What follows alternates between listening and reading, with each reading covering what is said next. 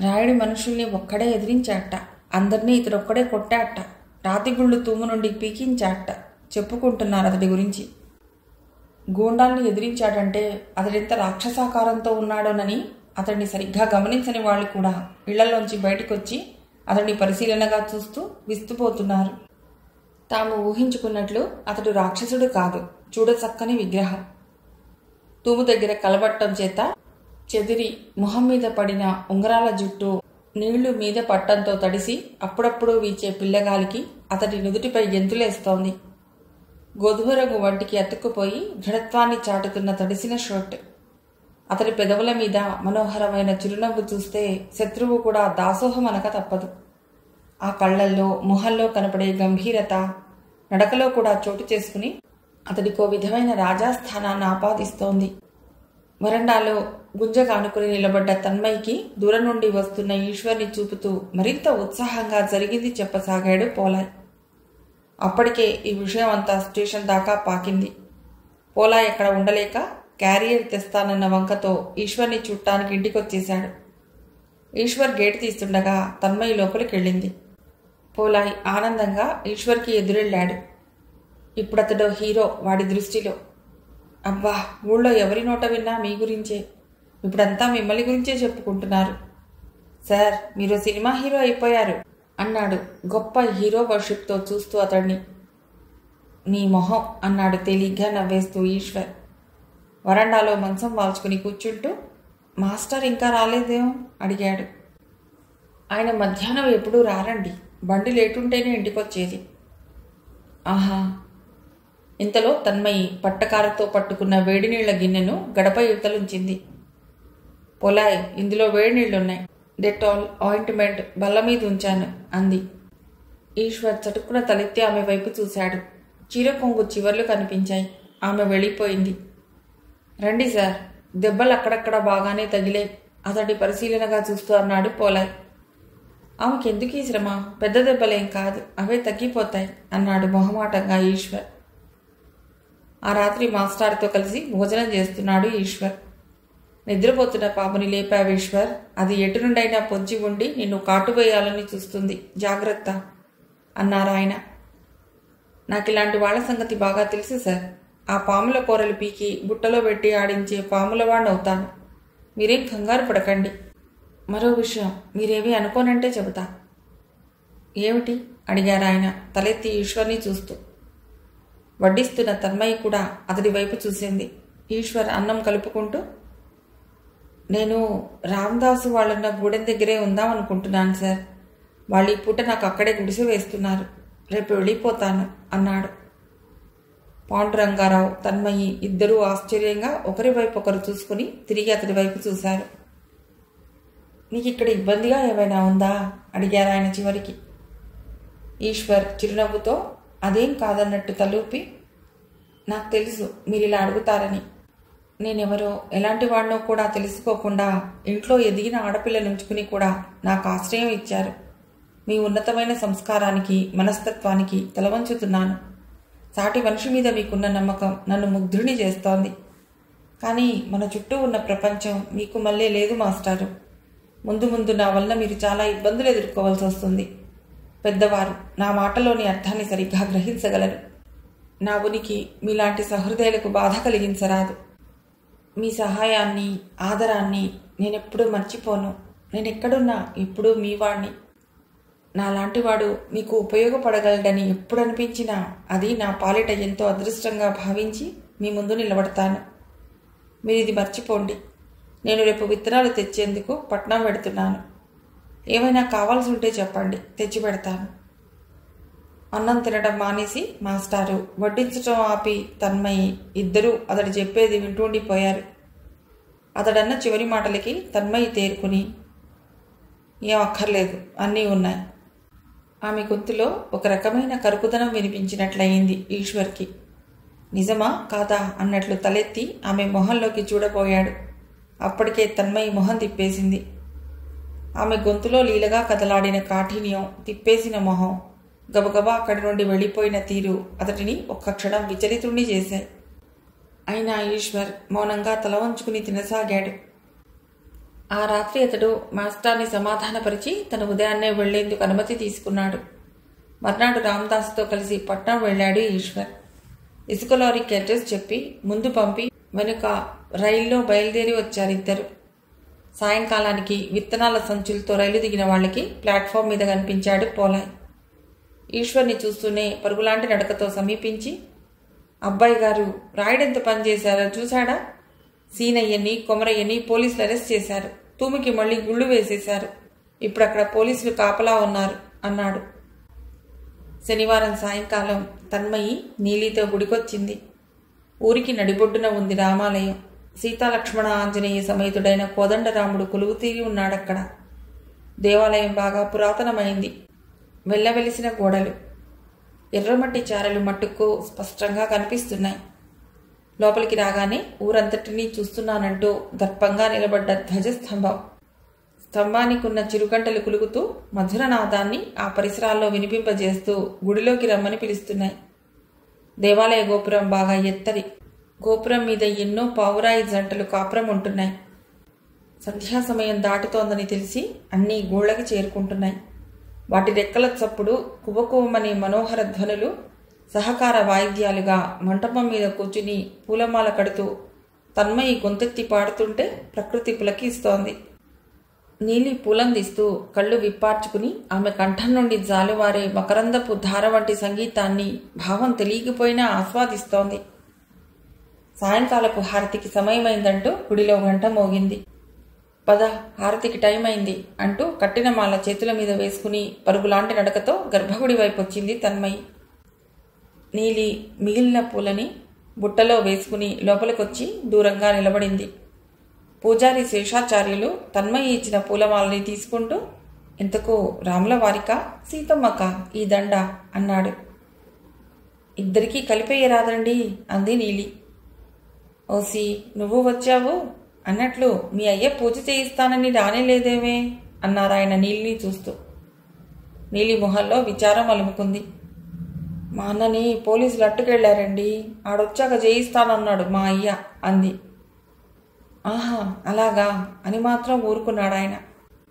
రాయుడికి గాని ఆయన తాలూకుకు గాని సంబంధించిన ఏ విషయం గురించి ఆ ఊళ్ళో ఎవ్వరూ ఎవరితోనూ పెద్దగా మాట్లాడరు. శేషాచార్యులు కూడా ఆ విషయం గురించి మరేమీ ప్రశ్నలు అడగకుండా తీర్థప్రసాదాలు ఇచ్చాడు. అవి పుచ్చుకుని బయటకొచ్చి ఆవరణలో ఉన్న మంటపం మెట్ల మీద కూర్చున్నారిద్దరు. నీలి విచారంగా తలదించుకుని ఉంది. తన్మయి అది గమనించి, ఎందుకే అంత దిగులు పడతావు? ఇప్పుడో ఇంకాసేపటికో మీ సార్ పట్నం నుండి వస్తాడు. వాళ్ళని విడిపించే ఏర్పాటు తప్పకుండా చేస్తాడు అంది ధైర్యం చెబుతూ. మేమంతా ఆ ధైర్యంతోనే ఉన్నాం అమ్మాయి గారు. ఇలా జరుగుతుందని నేను ఊహించినదే. అతన్ని హెచ్చరించాను కూడా. అయినా అతడేదో మొండి ధైర్యంతో మొదలుపెట్టాడు. మాటల్లోని స్థిరత్వం మనిషి నడతలో కూడా కనిపిస్తుంది. అతడు సాధిస్తాడని అనిపిస్తోంది నాకు అంది సాలోచనగా ఏటో చూస్తూ తన్మయి. ఓ నిమిషం ఆగి మళ్లీ తనే అడిగింది. మధ్యాహ్నం పోలాయి మా ఇంటి నుండి ఈశ్వర్ పెట్టే వేడా పట్టుకెళ్ళాడు. ఎక్కడుంచారు మీ సార్ని? రామదాస్ అన్న ఇంటి పక్కనే గుడిసె వేశారు. అందులోనే సారు ఉండేది. రామదాసు చెల్లెలు మాలక్ష్మి తెలుసుగా, అదే ఇల్లు అలికి ముగ్గులు పెట్టింది, పూల మొక్కలేసింది. అబ్బో, ఇల్లు చాలా బాగా చేసిందనుకో అని మెల్లిగా అంది ముందుకు వంగి. అమ్మాయి గారు, మాలక్ష్మికి సారంటే భలే ఇది అంది ముసిముసిగా నవ్వుతూ నీలి. తన్మయి కళ్ళు చిట్లించి, మాలక్ష్మి అంటే నర్స్ ట్రైనింగ్ పాస్ అయి వచ్చిన అమ్మాయేనా? దానికి ఇదేమిటే? అదంతేలేండి, మీకేం తెలియదు నవ్వుతూ అంది నీలి. తన్మయి చిరాగ్గా చూసి, నడు పోదాం, నీకు ఈ మధ్య వాగుడెక్కువైంది అంది. ఇద్దరూ గుడి దాటి బయటికొచ్చారు. దేవాలయం ముందరున్న బాటంతా గతుకులే. ఆ ఊళ్ళో రోడ్లు లేవు. ఎడ్ల బండ్లు తిరిగి తిరిగి బాట ఏర్పడింది. తరచూ దొరగారి కాళ్ళు తిరిగి ఆ బాట నున్నబడింది. గతుకులు బురద నీళ్లతో కప్పబడి ఉండి అప్పుడప్పుడు దొరగారిని ఇబ్బంది పెడుతుంటాయి. ఇప్పుడు ఆ ఇబ్బందే చిన్న దొరగారికి వచ్చింది. పట్నం పోవాలని బయలుదేరాడు. దారిలో కారు చక్రం బురద గుంటలో ఇరుక్కుపోయింది. పక్కనే ఉన్న జోగినాథం వైపు చిరాగ్గా చూశాడు. జోగినాథం కారు దిగి అటు ఇటు చూశాడు. సందు మలుపులో నలుగురు పొరుగురు మనుషులు పోతూ కనిపించారు. ఒరే, ఇటు రండ్రా కేకేశాడు జోగినాథం. నలుగురు తిరిగి చూశారు. జోగినాథం ఒక్కడూ ఉండి ఉంటే తిరిగి చూడకుండా వెళ్ళిపోయేవాళ్లే. పక్కనే ఉన్న దుర్గారిని చూసి చకచకా వచ్చి వినయంగా నిలబడ్డారు చేతులు కట్టుకుని. అలా దున్నపోతులా నిలబడ్డారే, చక్రం దిగబడి కనపట్టంలా, పైకి తీయండి విసుగంతా వాళ్లపై చూపుతూ అన్నాడు చిన్నదొర నాగేశ్వరరాయుడు. చిత్తం దొర అంటూ నలుగురు కారుకు అటూ ఇటూ నిలబడి చక్రాన్ని పైకి తీసేందుకు ప్రయత్నిస్తున్నారు. నాగేశ్వర్ కారు కానుకొని నిలబడి సిగరెట్ వెలిగించాడు. అందుకే ఈ డర్టీ పల్లె కొంపలంటే నాకు పరమ చిరాకు. అన్నయ్యకి సాయంగా ఇక్కడే ఉండమని నా ప్రాణం తీసి ఇక్కడికి తెచ్చి పడేశారు నాన్నగారు. చిచ్చి. చిరాకంతా సిగరెట్ పీక మీద చూపాడు ఆయన. జోగినాథం ఆ సమయంలో ఏం మాట్లాడితే ఏం తప్పో అనుకుంటూ చేతులు నిలుపుకుంటూ అతనికి పక్కగా నిలబడి, కానియండి త్వరగా, త్వరగారి ఆలస్యం అవుతోంది. చేతుల్లో బలం చచ్చిందేమిరా, బలిసి బాగానే ఉన్నారుగా తొందర చేశాడు జోగినాథం. వాళ్ళు ఒంట్లో శక్తినంతా చేతుల్లోకి తెచ్చుకుని చక్రాన్ని పైకి తీయటానికి ప్రయత్నిస్తున్నారు. దారి వెంట నడుస్తూ పోతున్న ఆడవాళ్ళని గమనిస్తున్నాడు చిన్నదొరగారు. మధ్య మధ్యలో వట్టి నాటు రకాలు, ఛీ, ఒక్క మనిషి సరిగ్గా లేడు అంటున్నాడు. కంటికి నదురైన మనిషి ఒక్కడూ కనిపించటం లేదు ఆయనకి. చిరాగ్గా చూస్తున్న అతడి కళ్ల ముందు మెరుపు మెరిసింది. గుడి నుండి ఇంటికి వెళుతున్న తన్మయి కనిపించింది. సన్నజాజి మొగ్గల, సౌందర్యానికి నిర్వచనంలా, సుకుమారంగా, ముట్టుకుంటే మాసిపోతుందేమోనన్నట్లు తటిలతలా కళ్ల ముందు మెరుపులు మెరిపిస్తూ వెడుతోంది. అతడి కళ్ళు ఆమె సౌందర్యంలో తడిసిపోయాయి.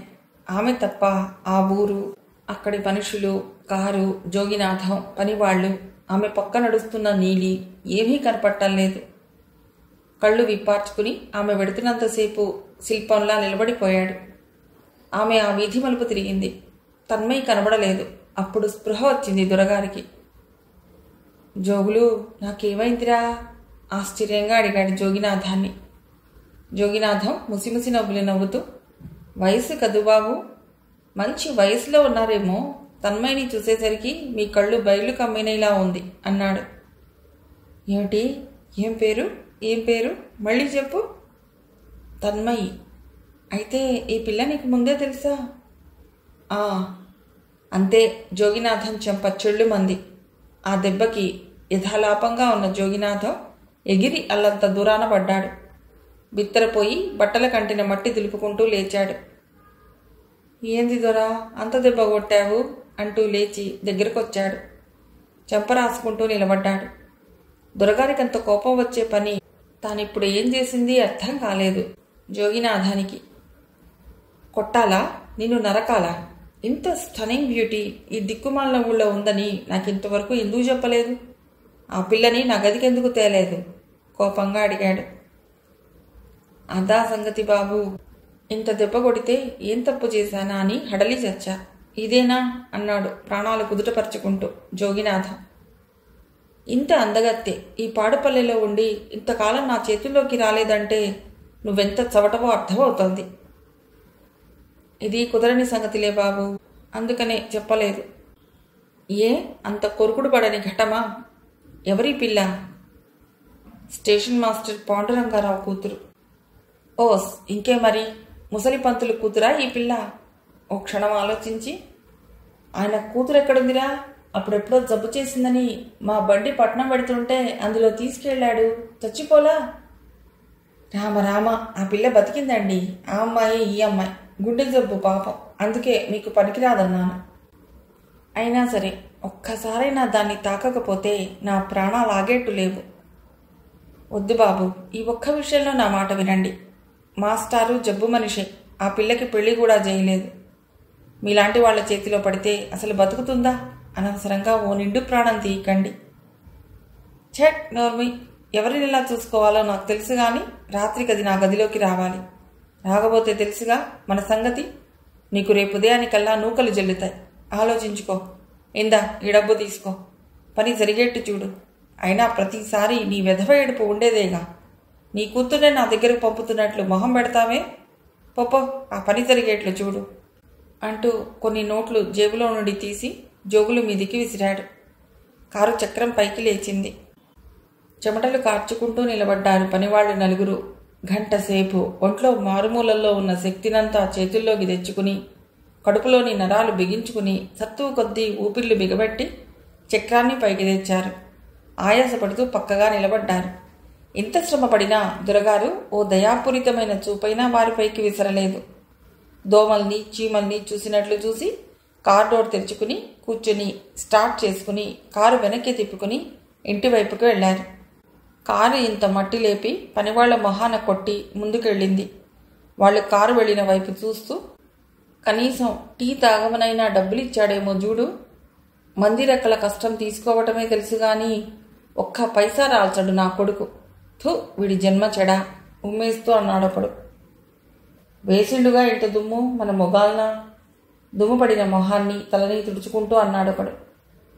ఇంత కట్టబడ్డ మనకి పావలా డబ్బులు ఇయ్యలేదు గాని రాత్రికి పిల్లని పంపటానికి ఈ దొంగముండా కొడుక్కి ఎన్ని డబ్బులు ఇచ్చాడో చూడరా. జోగులు కిందపడి గాలికి అటూ ఇటూ వెళ్ళిన 10, 5 రూపాయల నోట్లు ఏరుకుంటున్నాడు. ఏం జోగులయ్యా, ఈ రాత్రికి ఏ ఆడకూతుర్ని బలిపెట్టబోతున్నావు అసహ్యంగా చూస్తూ అన్నాడొకడు. మీకెందుకురా, నోరు మూసుకుని పోండి, అనవసర విషయాల్లో కల్పించుకుంటే తాటలొలిపిస్తా దర్పంగా అన్నాడు జోగులు డబ్బు లెక్క చూసుకుంటూ. అనవసర విషయాలరా నీ చెప్పు, రాత్రికి మా పల్లెకే గదు నువ్వు వచ్చేది, మా ఊళ్ళో రాత్రికి కాలు పెట్టావా నా కొడక, నీ కాళ్ళు మునక్కాడల్లా నరికి పారేస్తావు అంటూ నలుగురు అతడి మీదికి వచ్చారు. ఏంట్రా ఒళ్ళు కొవ్వెక్కిందా ఏమి, పెద్ద చిన్న తారతమ్యం వదిలేశారు, దొరగారికి మీ పల్లె మనిషే కావాలేంటి, చక్కని చుక్కే దొరికింది, అసలు ఈ చుట్టుపక్కల తన్మయ్య ఎంత అందమైన పిల్లుందా అన్నాడు విలాసంగా నవ్వుతూ జోగినాథం. ఓ నీ అమ్మ కడుపు గాలా, అమ్మోరిలాంటి ఆ అమ్మ మీదే పడ్డాయిరా నీ కళ్ళు, ఇదో ఆ అమ్మ మీద చెయ్యేస్తే దేవత మీద వేసినట్లే కళ్ళు పేలిపోగలవురోయ్ జోగ్గా. ఇంతలో దొరగారి నమ్మిన బంట్లు అటుగా వస్తున్నారు. అది గమనించి మెల్లిగా జారుకున్నారు నలుగురు. అమ్మమ్మా, ఎంత లేసి మాటలన్నారు, వాళ్ళలా పేలుతుంటే నా నాలుక లేవలేదే, ఇట్టా ముద్దుబారిపోయిందే, ఈసారి కనబడని చెబుతా గాడిద కొడుకులు, దొరగారి కుక్కలచే కరిపించాలి అంటుండగానే వస్తాదులు జోగినాథాన్ని సమీపించి నెమ్మదిగా 4 నిమిషాలు మాట్లాడి కల్లుపాకల వైపు కదిలిపోయారు. జోగినాథం తన ఇంటి వైపు కదిలాడు. చీకటి బాగా ముసురుకుంది. స్టేషన్ నుండి మాస్టారితో కలిసి ఇంటికొచ్చాడు ఈశ్వర్. వరండాలో కూర్చున్నారిద్దరు. ఈశ్వర్ మొహం సీరియస్గా ఉంది. తన్మయి కాఫీ తీసుకొచ్చింది. కాఫీ గ్లాస్ అందుకుంటూ, ఇప్పుడేం చేయాలనుకుంటున్నావు అడిగారు ఆయన. సాయంకాలమే రైలుంటే వెళ్ళిపోయేవాణ్ణి, ఉదయంగానే లేదు కదా, రేపు ఉదయమే బయలుదేరి వెళ్ళి కలెక్టర్ గారిని కలుస్తాను, ఆమె ఒక్కరే ఈ సమయంలో నాకు సహాయపడగల వ్యక్తి. తన్మయి ఇచ్చిన కాఫీ సిప్ చేస్తూ అన్నాడు ఈశ్వర్. కలెక్టరా, ఈ చిన్న విషయానికి ఆవిడొస్తుందా, అందులో రాయుడితో వ్యవహారం అని తెలిసాక? ఏమోనబ్బా, నాకైతే నమ్మకం లేదు. పైగా రాయుడు హైదరాబాద్ వెళ్ళాట, అతడేదో గట్టి ప్రయత్నం మీదే ఉన్నాడు. రాయుడు సామాన్యుడు అనుకుంటున్నావేమో, తస్మాత్ జాగ్రత్త అన్నట్టు చెప్పాడు పాండురంగారావు. చేసుకొనివ్వండి, అతడికి ఎంత పలుకుబడి ఉన్నా ఉన్నది న్యాయం, జనం, వారి కనీస అవసరం. ఇది ఎవరు కాదనగలరో చూస్తాను. పైనుండి ఎంత ప్రెషర్ వచ్చినా ధైర్యంగా ఎదిరించగల వ్యక్తి ఆమె. స్త్రీ కదా, ఆవిడ రాయుడికి భయపడుతుందనుకున్నారేమో. ఇలాంటి రాయుళ్ళని ఆమె తన సర్వీస్లో ఎంతమందినో చూసుండొచ్చు. ఆమె నాకు తప్పక సహాయం చేస్తుంది, ఆమె నాకు తెలుసు అన్నాడు ఈశ్వర్. నీకంత నమ్మకం ఉంటే తప్పకుండా వెళ్ళిరా అన్నారాయన. ఈశ్వర్ లేచి, మరి నేను వెళ్ళొస్తా మాస్టారు, నా సామాన్లు పోలాయి చేర్చాడు ఆ గూడానికి. ఆహా, మధ్యాహ్నమే తీసుకెళ్లాడు, అయినా చీకటి పడిందిగా, ఇప్పుడేం పెడతావు, ఇక్కడే పడుకోరాదు అన్నారాయన. కాదు మాస్టారు, సీనయ్య కొమరయ్యల ఇళ్ల దగ్గర వాళ్ళెంత బాధపడుతున్నారు, నేనేగా వాళ్ళందరినీ ఈ పనికి పురిగొల్పింది. ఇప్పుడు నేను వెళ్ళకపోతే నన్నెంత నీచంగా భావిస్తారు. వెళ్ళి వాళ్ళను ఓదార్చాలి, ధైర్యం చెప్పాలి. ఎంత ప్రతిఘటన ఎదురైనా దీని అంతు తేలుస్తానని వాళ్ళకి నమ్మకం కలిగించాలి. వెళతాను అంటూ వరండా దాటి మెట్ల దిగువన నిలబడ్డాడు. తన్మయి వరండా గుమ్మంలోకి వచ్చి నిలబడింది. తరచూ కనిపిస్తుండు నాయన అన్నారాయన దిగులుగా. అతడు వెళ్ళిపోతానంటుంటే తన ఇంట్లో మనిషి తనకు దూరమవుతున్నంత బాధగా ఉంది ఆయనకి. ఈ కొద్ది రోజుల్లోనే ఈశ్వర్ ఆయన మనసులో ఓ మంచి స్థానాన్ని పొందాడు. అదేమిటి మాస్టారు, తరచూ ఏమిటి, రోజూ వస్తాను. తన్మయి చేతి కాఫీ తాగకుండానా? వస్తాను తన్మయి. నమస్కారం మాస్టారు. మర్యాదగా చేతులు జోడించి వారి నుండి సెలవు తీసుకుని గూడెం వైపు నడిచాడు ఈశ్వర్. తన్మయి వరండాలోకి వచ్చింది. తండ్రి కూతురు కనిపించినంత వరకు అతడిని చూస్తూ నిలబడ్డారు. అతడు కనుమరుగయ్యాక దీర్ఘంగా నిట్టూర్చాడాయన. బుద్ధిమంతుడు, మంచి కుర్రవాడు అన్నాడు పైకి. ఇటువంటి వాడి చేతిలో తన్మయిని పెడితే తనిక నిశ్చింతగా జీవితశేషం వెళ్లదీయవచ్చు అనుకున్నాడు మనస్సులో. తన్మయి మౌనంగా లోపలికొచ్చింది. ఉయ్యాల బల్ల మీద కూర్చుంది. ఎదురుగా కుర్చీలో కూర్చుని అతడు చెప్పిన విషయాలే గుర్తుకొచ్చాయి. మర్యాదను అతిక్రమించని సంభాషణ, హుందా అయిన అతడి ప్రవర్తన పదే పదే మనసులోకి వస్తున్నాయి. ఓ వ్యక్తి తమిద్దరి జీవితాల్లోకి ఇంత చొచ్చుకొచ్చాడా? తల్లిపోయాక తండ్రికి తనకి మధ్యకొచ్చిన ఈ కొత్త స్నేహం ఇది స్నేహమా, బంధమా? ఎటూ తేల్చుకోలేక తన్మయి చిరాగ్గా లేచింది. మరో 2 గంటల్లో జరగబోయే అఘాయిత్యం తెలియని తన్మయి, పాండురంగారావు ఎవరి ఆలోచనల్లో వాళ్ళున్నారు. ఇద్దరికీ ఎన్నడూ లేనిది ఒంటరితనం అనిపించింది. వరండాలో పక్క వేస్తూ, నువ్వు మాత్రం ఒక్కడివి ఇక్కడ దేనికి నాన్నా? లోపల పడుకోరాదు అంది తన్మయి. ఈరోజు కొత్తగా వరండాలో పడుకుంటున్నానా అమ్మా? మధ్యలో వచ్చాడు, మధ్యలోనే వెళ్ళిపోయాడు. నాకు తోడు దేనికి? నువ్వు తలుపు వేసుకుని పడుకో, పొద్దుపోయింది అన్నారాయన నిండుపై వాలుతూ. తన్మయి తలుపు వేసుకుంది. రోజూ ఈశ్వర్ తమ వరండాలో పడుకునేవాడు. 12 గంటలు దాటేదాకా అతడేదో చెప్తూనే ఉండేవాడు. సందడిగా ఉండేది. ఏటో ఇల్లంతా ఇంతగా బావురుమంటోందేమిటి? చాలాసేపటి దాకా ఆయనకి నిద్ర పట్టలేదు.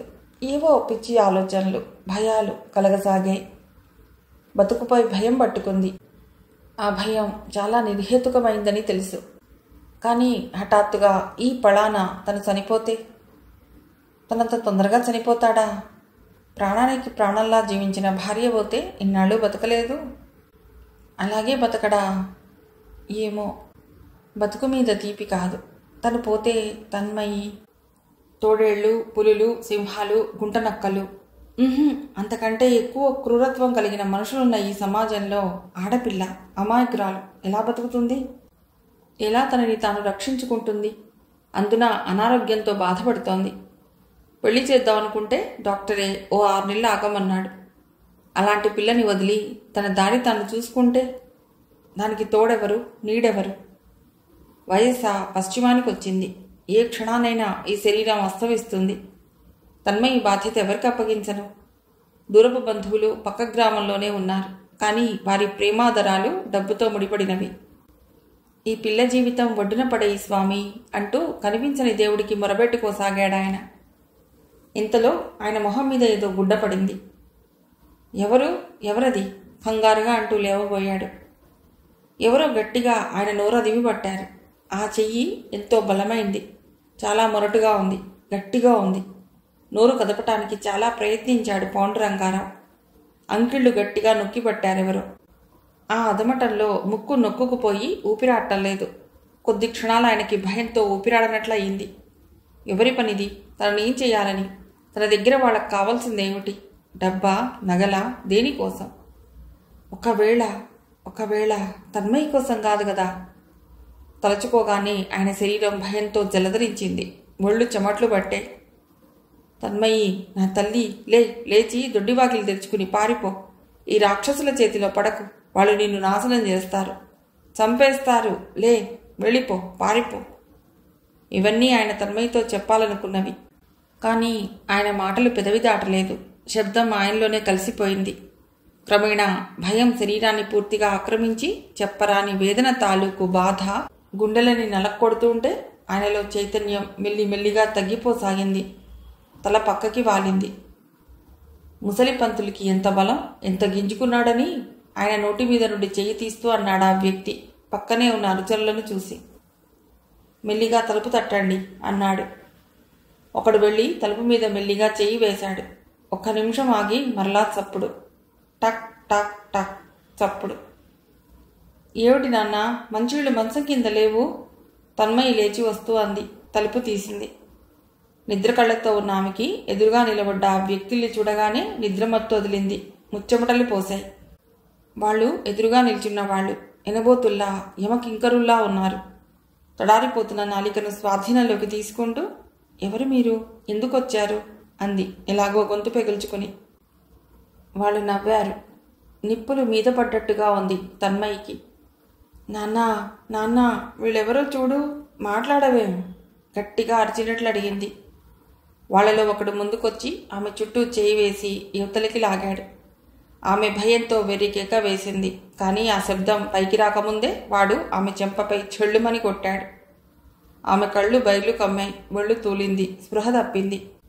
వేలాడపడుతున్న ఆమెని ఎత్తి భుజాన వేసుకున్నాడొకడు. వచ్చిన పని అయినట్లే వేగంగా అడుగులు వేసుకుంటూ వచ్చిన దారి పట్టారంతా. ఈ ఘోరానికి సాక్షిగా నిలబడ్డ రోడ్డు మీది గజ్జి కుక్క భౌ భౌమని అరుస్తూ వారి వెంట పడింది. దాన్ని ఒకడు కాలితో బలంగా తన్నాడు. కుయ్యోమంటూ అది దూరంగా పడిపోయింది. బాగా అర్ధరాత్రి కావస్తోంది. దారి నిర్మానుష్యంగా ఉంది. తదియనాటి వెన్నెల తరిగిపోయి చాలాసేపయింది. అంతటి గాఢాంధకారం. ఊరంతా నిద్రలో ఉంది. ఊరు దాటారు. ఊరికి వెలుపలగా కొంచెం దూరంగా ఉన్న రాయుడి విశ్రాంతి భవనం వైపు సాగుతున్నారు. అరఫర్లాంగు దూరంలోకి వచ్చేశారు. వేగంగా నడుస్తున్న నలుగురు సడన్గా ఆగిపోయారు. చెట్ల చాటు నుండి ఇద్దరు దారి కడ్డంగా నిలబడ్డారు. ఆ అమ్మాయిని విడిచిపెట్టి మర్యాదగా వచ్చిన దారిన వెళ్ళండి. మేఘం ఉరిమినట్లుందా గొంతు. ఈశ్వర్ గొంతులోని కరుకుదనానికి వాళ్ళు క్షణం చెలించారు. అయితే వాళ్ళు అన్నిటికీ సిద్ధంగా ఉండే వాళ్ళు కావటం చేత వెంటనే చాకులు తీసి ముగ్గురు గూండాలు ఈశ్వర్ మీదికి లంఘించారు. ఈశ్వర్, రామదాసు ఆ ముగ్గురిని ఎదుర్కొన్నారు. వాళ్ళు ముగ్గురు నీళ్లని కదలనివ్వటం లేదు, ముందుకు పోనివ్వటం లేదు. ఈ సందడిలో తన్మయిని భుజాన వేసుకున్న వ్యక్తి పరుగులాంటి నడకతో తప్పుకున్నాడు. ఈశ్వర్ అది గమనించి తనతో కలియబడుతున్న ఇద్దరి బెడలపైన గట్టిగా బలంగా చెయ్యి నిలువునా పెట్టి చరిచాడు. ఆ దెబ్బలతో వాళ్ళిద్దరూ కుప్పల్లా కూలిపోయారు. సార్, వాడెళ్ళిపోయాడు, మీరెళ్ళి అమ్మాయి గారిని కాపాడండి, నేను వీడి సంగతి తేలుస్తా అంటూనే ఇంకొకడిని కొడుతున్నాడు రామదాసు. ఈశ్వర్ పరిగెత్తుకొచ్చాడు. అప్పటికే వాడు తన్మయితో గేట్ దాటి లోపలికి ప్రవేశించాడు. గేట్ మూసేశారు. ప్రభంజనంగా ఆకాశం నుండి వేగంగా భూమి మీదకి పడుతున్న ఉల్కల, వర్షం రాకుండానే పడే పిడుగులు. అక్కడికొచ్చిన ఈశ్వర్ని గేటు బయట ఎదుర్కొన్నారు రాయుడి అనుచరులు. వాళ్ళు 5-6 తానొక్కడు. పైగా తన్మయిని లోపలికి తీసుకెళ్లారు. ఇలా ఆమెని రక్షించటం? సుకుమారమైన తన్మయి ఆ రాక్షసుల చేతుల్లో. ఆ ఊహే అతడిలో కంపరాన్ని కలిగించింది. శరీరాన్ని జలధరింపజేసింది. ఆమెను ఎలాగైనా కాపాడాలన్న కాంక్ష అతడి బలాన్ని రెట్టింపు చేసింది. తన చేతులు బట్టి లాగుతున్న ఇద్దరిని బలంగా లాగిపెట్టి ఎదురు నుండి వస్తున్న 4 మీదికి విసిరాడు. ఆ ఊపికి ఒకరిపై ఒకరు పడిపోయారు. ఈశ్వర్ గేటెక్కుతున్నాడు. పడ్డవాళ్లు లేచి అతడి కాలు పట్టి కిందికి లాగసాగారు. అతడు కాళ్లతో వాళ్ళని లాగి తంతు అవతలికి దూకాడు. వాళ్ళు గేటు తాళం తీసి లోపలికి వచ్చేసరికి ఈశ్వర్ భవనంలోకి పరుగు తీశాడు. అంత పెద్ద భవనంలో తన్మయిని ఏ గదిలో ఉంచారో, ఎక్కడ ఉందో, ఏ పరిస్థితిలో ఉందో ఎవరికి తెలుస్తుంది? అతనికి ఏం చేయాలో, ఎలా పోవాలో తెలియటం లేదు. ఒక్క సెకండ్ గడిస్తే ప్రాణం పోతున్నట్లు ఫీల్ అవుతున్నాడు అతడు. ఇంతలో పైనుండి పలుచని చీరేదో వచ్చి అతడి ముఖంపై పడింది. అది చూశాడు. అది తనకి బాగా గుర్తు. తన్మయిదే. అంటే తన్మయి. అతను మరిక ఆలోచించలేకపోయాడు. మేడ మీద నుండి పడింది కనుక తన్మయి మేడ మీదే ఉందనుకుని అటు పరిగెత్తాడు. ధనవంతుల దర్పాన్ని, రాజసాన్ని, వైభవాన్ని చాటుతున్నట్లున్న ఆ విశాలమైన గదిలో పట్టుపరుపు పైన ఉంది తన్మయి. ఆమెకి కొద్ది దూరంలో చిన్నదొరగారు తాగుతూ, విలాసంగా నవ్వుతూ, మత్తెక్కిన కళ్లతో ఆమె లేత సౌందర్యాన్ని చూస్తూ, తూలుతూ చేతిలోని గ్లాస్ అవతలికి విసిరి స్పృహలో లేని ఆమెకి దగ్గరగా వస్తున్నాడు. ఈశ్వర్ మేడ మీదికి రాగానే అక్కడే కునికిపాట్లు పడుతున్న ఒకడు శబ్దానికి లేచి రే అంటూ అతడి మీదికొచ్చాడు. ఉడుకుతూ వస్తున్న లావాలా ఉన్నాడతడు. మీదికొచ్చిన వాణ్ణి అలాగే గుడ్డబొమ్మనెత్తినట్లు ఎత్తి గిరగిరా తిప్పి మెట్ల మీదికి విసిరేశాడు ఈశ్వర్. పడ్డవాడేమైంది చూడలేదు. పైకొచ్చేశాడు.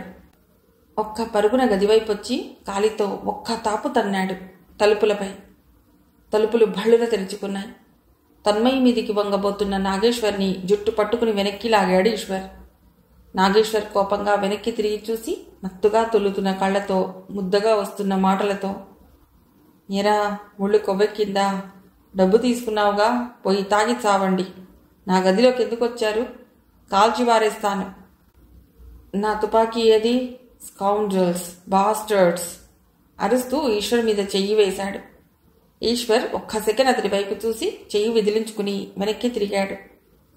దట్స్ గుడ్, గుడ్, డోర్ దగ్గరగా పోయి నే పిలిచేదాకా ఎవరిని ఇటు రానీయకండి అంటూ మళ్ళీ తన్మయ్య వైపు తిరిగాడు నాగేశ్వరరావు. అతడు అనుకున్నట్లు ఈశ్వర్ బయటికి పోలేదు. వెళ్ళి గది తలుపులు వేసి గడియ పెట్టొచ్చాడు.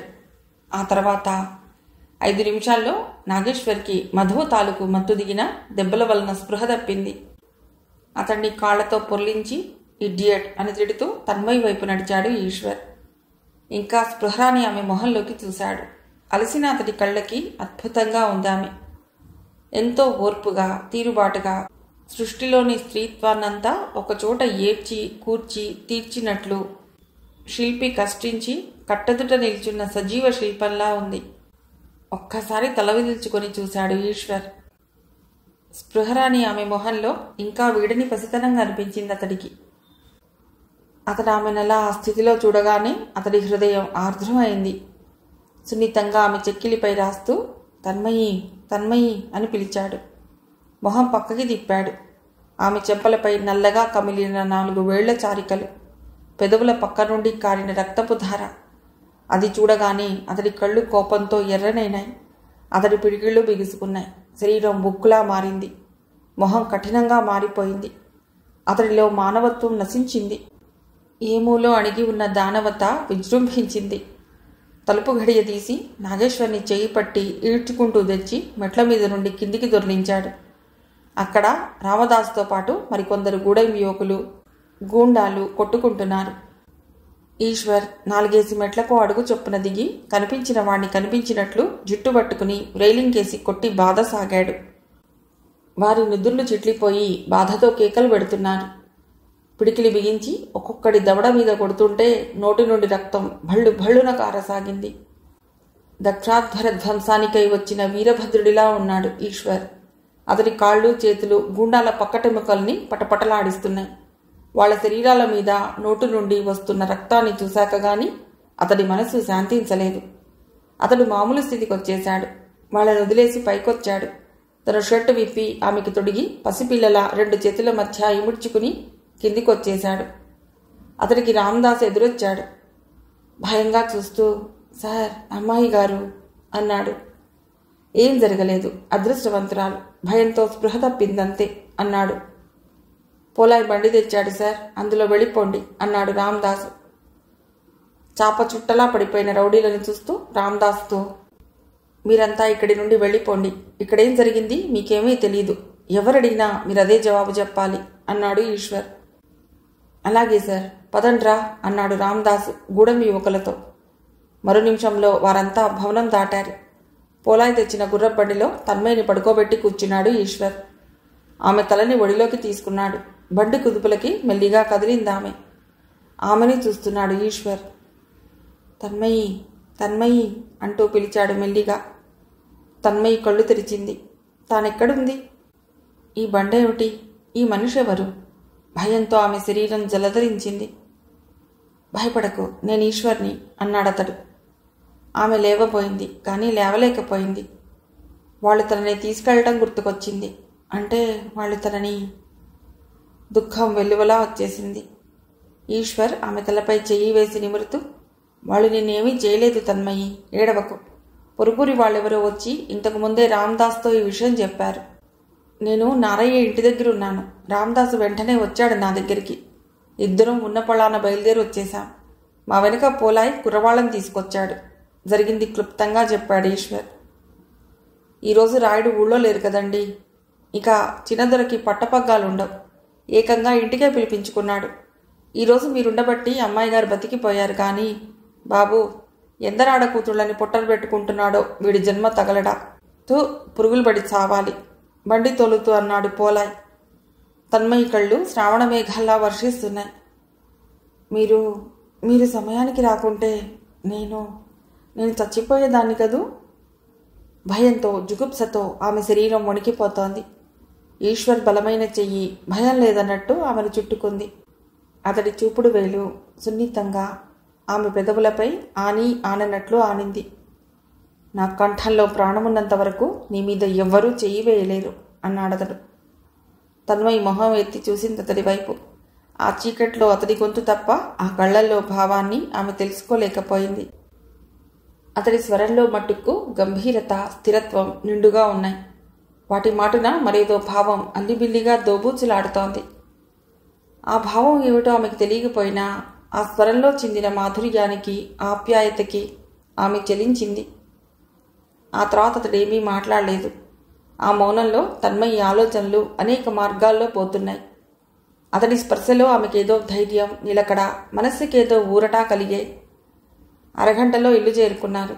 ఇంటికొచ్చేశాను తన్మయి అంటూ ఆమెను లేవదీసి కూర్చోబెట్టి తను దిగాడు ఈశ్వర్. ఆమె బండి దిగటానికి చెయ్యందించి సాయం పట్టాడు. లోపలికొచ్చారు. వరండా మెట్లెక్కి పైకొస్తూ మాస్టారు మాస్టారు అంటూ పిలుస్తూ మంచం దగ్గరికి వచ్చాడు ఈశ్వర్. తన్మయి తండ్రి పక్కలో కూర్చుని నాన్నా నాన్నా అంటూ కుదిపింది. ఆయన అతి ప్రయత్నం మీద కళ్ళు తెరిచాడు. పోలాయ్ అతన్ని లేవదీయటానికి సాయం పట్టబోయాడు. ఆయన చెయ్యెత్తి ఆపుతూ తన్మయి అన్నాడు హీనస్వరంతో. క్షేమంగా ఉంది, చూడండి, ఏమైంది మీకు? ఆయన వైపు వంగుతూ అడిగాడు ఈశ్వర్. ఆయన కళ్ళు తిప్పి తన్మయి వైపు చూసి తన్మయి అని పిలిచాడు. తన్మయి కళ్ళల్లో నీళ్లు తిరిగాయి. ఏమిటి నాన్న, ఏమిటిది? ఎందుకిలా ఉన్నావు? సరిగ్గా మాట్లాడవే అంది భయంగా చూస్తూ. ఆయన ఈశ్వర్ వైపు చెయ్యి చాచాడు. అతడి చెయ్యి ఆయన చేతిని గట్టిగా పట్టుకుంది. ఏమిటి, ఏమైంది మీకు? రాయుడు మనుషులేం చేశారు మిమ్మల్ని? అడిగాడు ఈశ్వర్. మాస్టార్ని కొట్టి అమ్మాయి గారిని ఎత్తుకొచ్చారులా ఉంది, దెబ్బలు కనపట్టలేదు. ఏం చేశారు మాస్టారు? ఆయన వైపు వంగుతూ అడిగాడు పోలాయ్. ఆయన చేత్తో మొహం మీద అదుముకున్నాడు. ఆ చెయ్యి వెంటనే తీసి తన్మయి చేతి కోసం తడుముతూ ఆమె వైపు చాచాడు. తన్మయి తండ్రి చేతిని పట్టుకుంది. ఆమె చేతిని అలాగే ఈశ్వర్ చేతికి అందించి తన్మయిని తీసుకుని ఎటైనా వెళ్ళిపో అన్నాడాయన. ఏమిటిది, ఎందుకిలా మాట్లాడుతున్నారు? మీకేం పర్వాలేదు, మెల్లిగా లేవండి అన్నాడు ఈశ్వర్ ఆయన తలని మెల్లిగా పైకి లేపుతూ. తన్మయి ఏడుస్తూ నాన్నా నాన్నా ఏమైంది నాన్నా? నాకు భయంగా ఉంది, సరిగ్గా చెప్పు నాన్నా అంటోంది తండ్రి గుండెలపై చేతులతో రాస్తూ. ఆయన తన్మయి చేతిని ఈశ్వర్ చేతిలో పెట్టి ఆ రెండు చేతులపై తన చెయ్యి ఉంచి తన్మయి జాగ్రత్త, దీని బాధ్యత నీకు. ఆ తర్వాత ఆయన మాట పైకి రాలేదు. ఆయన చెయ్యి జారి మంచం పట్టెపై పడింది. ఆయన చూపు అలాగే వారిపై నిలిచింది. మాస్టారు మాస్టారు అంటూ ఈశ్వర్, పోలాయ్ కుదుపుతూ పిలిచారు. అప్పటికే ఆయన ప్రాణం పోయింది. తన్మయి ఆయన మీద పడి ఎడవసాగింది. ఈశ్వర్ ఆయన మొహం వైపే చూస్తున్నాడు. ఒక గొప్పదాన్ని అనుభవించడానికి ఎడుతున్నాను, తెరదించండి, తమాషా ముగిసింది అన్నట్లుంది ఆయన మొహం. మరణం అనేది అందమైన ముసుగు. బతికున్న వారు దాన్ని జీవితం అని పిలుస్తారు. వారు నిద్రపోతున్నప్పుడు ముసుగు తొలగిపోతుంది. ఎవరైనా చక్రవర్తిగా, రాజుగా, న్యాయమూర్తిగా జీవించవచ్చు. కానీ మనిషిగా అతడు మరణించి తీరాలి అనిపించింది ఈశ్వరికి.